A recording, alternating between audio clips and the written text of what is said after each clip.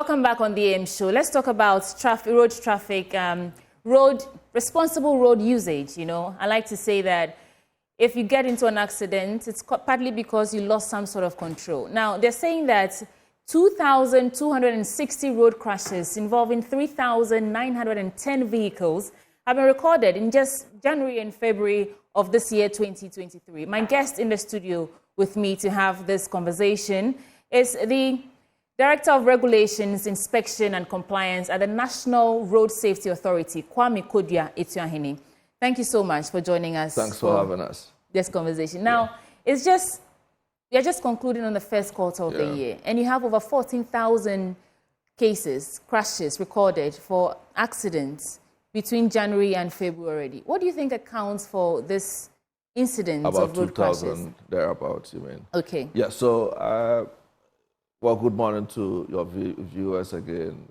Usually, when you're coming out of the Christmas festivities, even though there's a lot of activities around Christmas and the New Year, sometimes the excesses travel a little bit beyond the season. It is 14,135 road traffic crashes. For the first... For this year, 2024, January to February, a total. Very well, I have to validate that. Okay.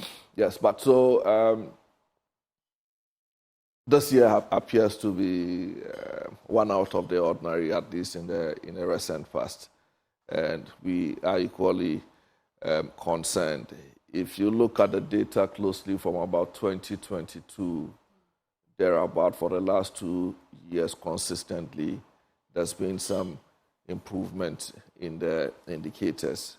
Nonetheless, for February and I believe early part of March, there's been one-off incidents involving some high occupancy vehicles, and it tends to put us on alert to try to pay closer attention in order not to lose focus on the key actions that were responsible for the relative stability over the last 2 years. So yes, the numbers tell the story.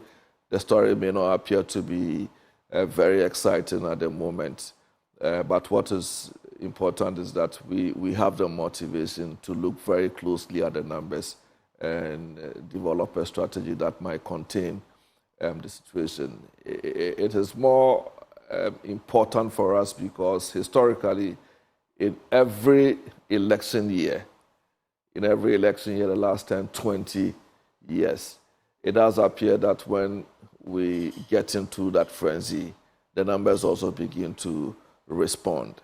And so even though January, February, we haven't had as much electioneering activities, I may not be able to also say that it has accounted for the rise.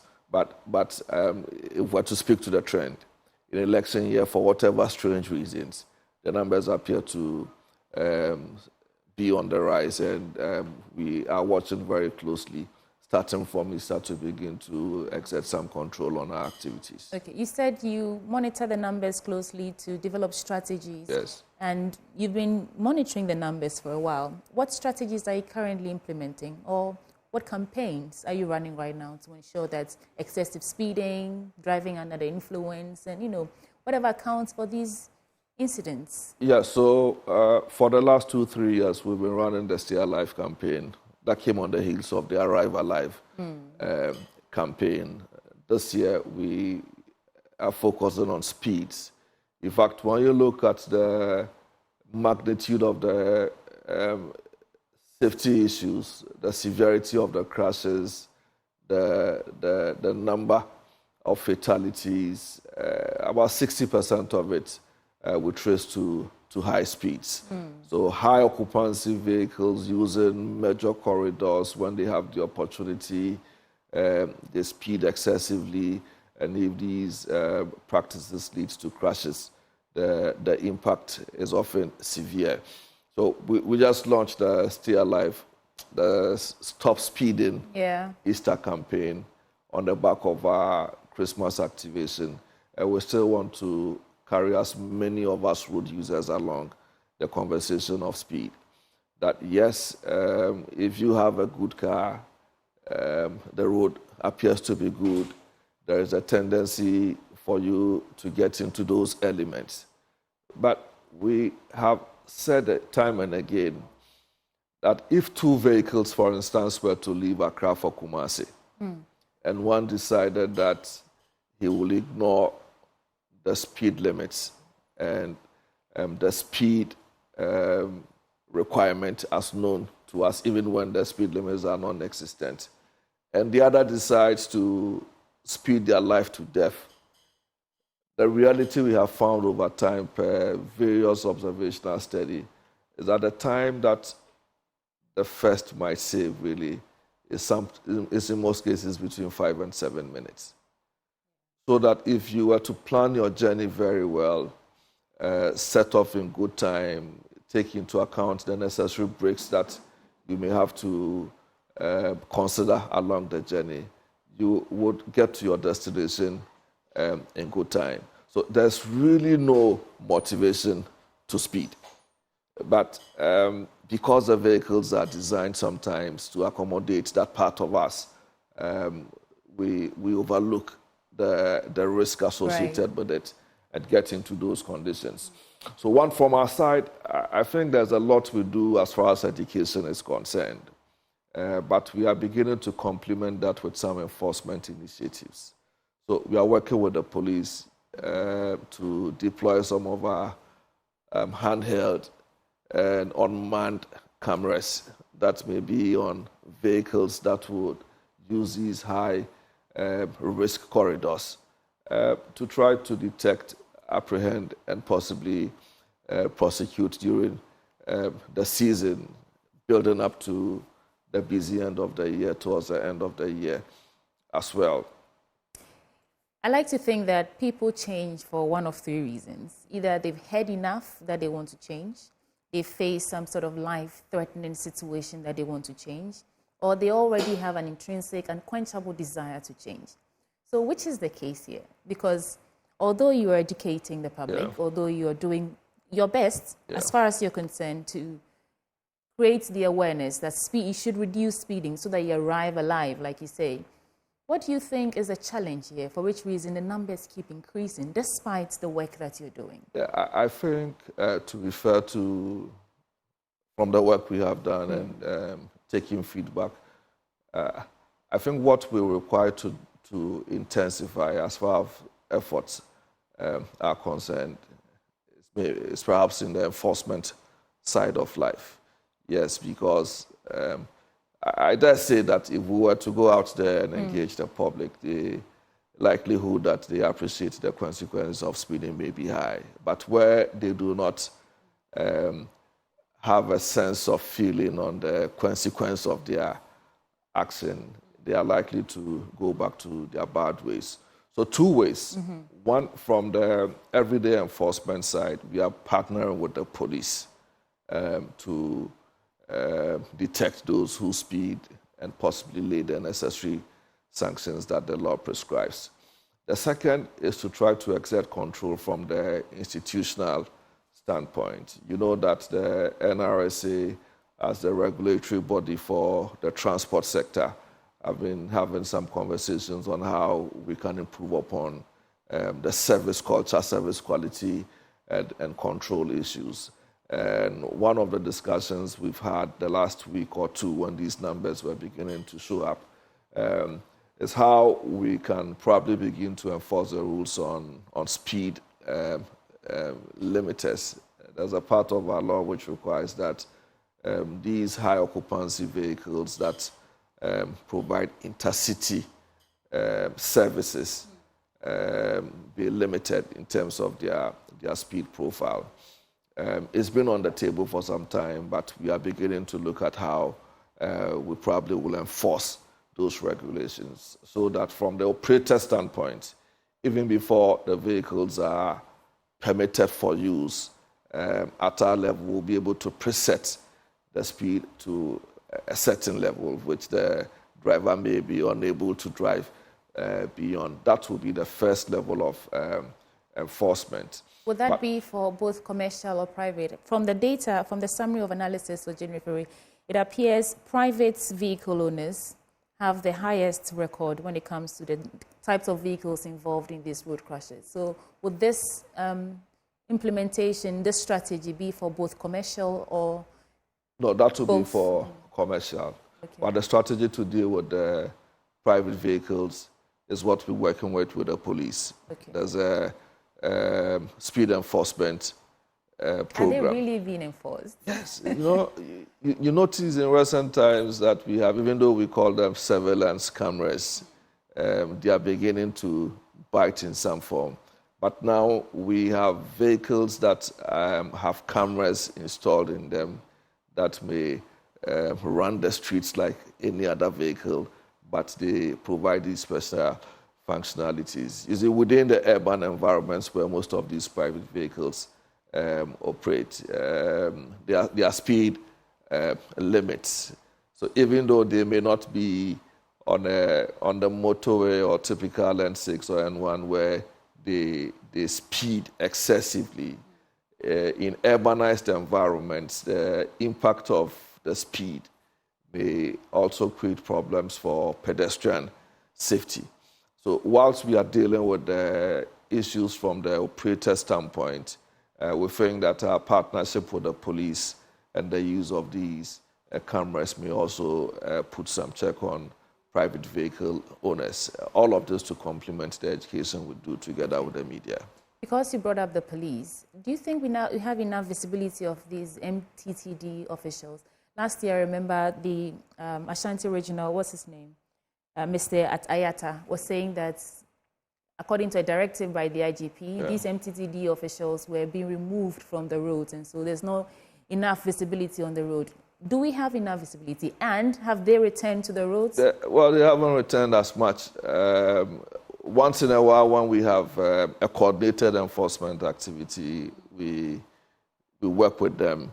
They show up and return over the period. Would you say that their absence, in no small way, contributes to, because Ashanti region is the second highest, has the second highest record of road crashes. Would you say that the absence on these roads and their job being very pivotal in curtailing road accidents, would you say the absence is in no small way contributing to the rising numbers? Yes, it's a bit contentious, the way you may want to look at it. I may answer yes or no. Yes, to the extent that when there is physical police presence on the highway, the tendency for all of us to behave improves. I mean, there's a natural improvement in the way we behave on the road.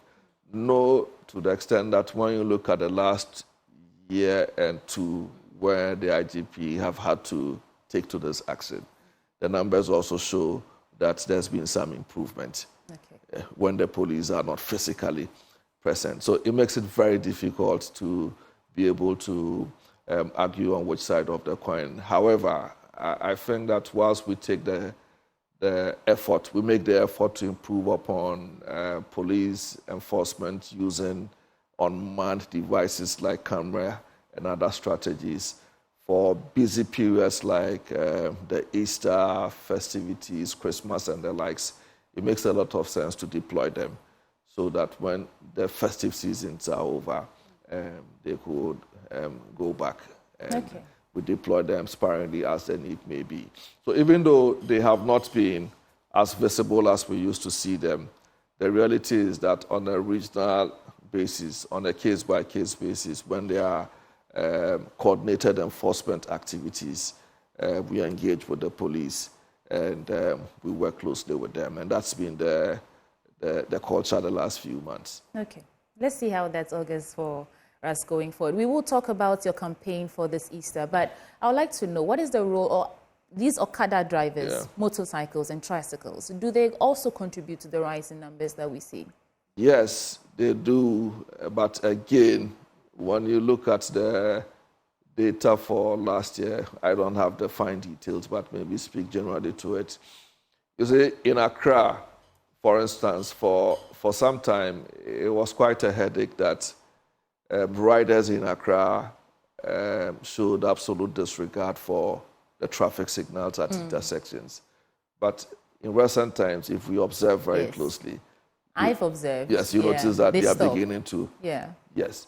Not all of them, though. Yes, because with the police have what they call the police invisible eye, and they have motorcycles stationed at some intersections with cameras, and sometimes when you evade the traffic lights, they chase you up, apprehend you, and punish. And somehow we are beginning to see some improvement in their behavior. And we applaud the police for the effort, and we want to encourage them to sustain the drive. As to what they use the bikes for, whether for commercial or private purposes, I think that's also been a matter that has been on the cards for some time. It's still illegal to use motorcycles for commercial use, but it is legal for courier services. Yes. Okay. It is legal for courier, but for passenger, it is not because of the safety issues. We take instructions from the Ministry of Transport. The ministry shapes policy on these matters, and to the extent that there hasn't been any policy change, we do the best we can to try to enforce the current regime. If at any point in time the ministry decides on a different path, we'll recoil to look at the strategy on how to deal with those matters as well. Mr. Kodia, you're Director of Regulations. Do you think we need to former President John Dramani Mahama was speaking in Warawara, and he said if he's voted into power, he will legalize these operations of Okada and all these. Do you think we need to just legalize it and then regulate the proper use, because they don't seem to be going anywhere? Well, I enforce what is the law, and the law at present is that. But what do you think? Oh, I mean, that's Should we legalize it? No, so I think we have said on this matter in the past that there are some areas across the country where genuinely there are transportation constraints, and when you take out the use of bicycles and tricycles as a means of transportation, either for hire or reward or for personal use, I mean, you cut them out of economic activity. But that situation does not fit for all parts of the country. In Accra, for instance, I do not think that we have transportation difficulties to allow for the use of the motorcycle, which we consider to be very unsafe. Sometimes it's traffic. Yeah, so I think that we need to help improve upon the traffic management difficulties, whereas in areas where there may be the genuine need for these means with some stiffer controls, government and the relevant stakeholders may take one position or the other. But as of today, I think the position is that they shouldn't be allowed for commercial purposes. Okay. And Please we'll do well to uphold that. Tell us briefly about this Arrive Safe campaign for this Easter festivities. The Stay Alive campaign. Yeah, Stay Alive campaign. Yes, we think that Easter is a season for merrymaking in some parts. There's a lot of congregation around the crucifixion and resurrection of Jesus Christ, a lot of conventions, a lot of travels, and oftentimes crashes or accidents are a consequence of increased in motorization. What is it that we can do to raise the issues as much as we can whilst we enforce the law? So over the next few weeks to the end of April, we are looking to improve upon the discussion around speeding, using the media, partnering the police, other CSOs in the space, and also getting on the ground to do as much enforcement as possible. The second side is, about a year or two ago, we were out there with the police dealing with unprescribed lamps. They have such an impact on the way we drive and use the roads, especially at night. Even though the exercise was very successful, we are beginning to see that a lot of these heavy-duty trucks, passenger vehicles are getting back to their old ways. Right. So within the festivities, whilst we step up enforcement, education on speeding, would also keep an eye on the unprescribed lamps so that together we hope that we can reduce the risk of using the roads at night and during the day to bring the numbers down. Thank you so much, Kwame Kodie-Etuahene, who is Director of Regulations and Inspection and Compliance at the National Road Safety Authority. It was a pleasure chatting with you.